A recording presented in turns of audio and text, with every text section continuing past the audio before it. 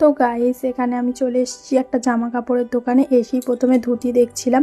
তো এই ধুতিটা বেশ লাল লাল, তোমাদের দাদা ভাইয়ের জন্য খুব ভালো লাগছিল। তো উনি মানে যিনি দোকানদার উনি বললেন যে এই ধুতিটা নেওয়ার কোনো দরকার নেই, কারণ উনি অতটাও ভালো হবে না। তো এই কারণের জন্য আমার ড্রেসগুলো দেখছিলাম। আর এত জামা কাপড় কেন কিনছি সবটা বলে দিচ্ছি, কারণ সামনেই আছে আমাদের কার্তিক পুজো, তো ওই কারণের জন্য।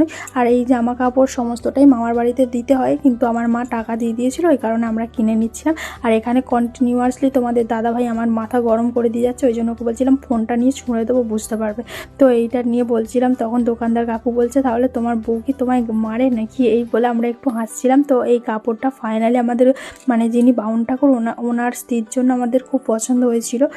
তো তারপরেও আমি কিছু শাড়ি দেখছিলাম যে কীরকম আরও রয়েছে বা দেখি। তো ওই কারণে উনি বলছিলেন যে তুমি খুব খুঁতখুঁতে না, একটা শাড়ি পছন্দ হয়েছে তারপরেও তুমি দেখছো। তো আমি বললাম তো কী হয়েছে, এই নিয়ে খুব হাসছিলাম। তো তারপরে তোমাদের দাদাভাই বলছে ওই রকমই, ওই জন্য ওকে একটু ভ্যাং দেখাচ্ছিলাম। তো এখানে আমি বসছিলাম, মানে ভালোভাবে বসছি যে শাড়ি দেখবো, আরও শাড়ি দেখাবো। তো এখানে দড়িটা পাকাচ্ছিলাম। আমার একটু অভ্যাস আছে, মানে জিনিসপত্র থাকলে পাকাবো, কাঁচি থাকলে একটু কাটবো, এই অভ্যাসগুলো খুবই রয়েছে। তো এই শাড়িটা দেখছিলাম, সত্যি বলতে এই শাড়িটা খুব সফট, মানে চট করে কোথাও যাওয়ার জন্য এরকম ধরনের শাড়িগুলো আমার তো সেই লেভেলের খুবই পছন্দ। সত্যি বলতে গাইস আমি শাড়ি খুবই কম পরি।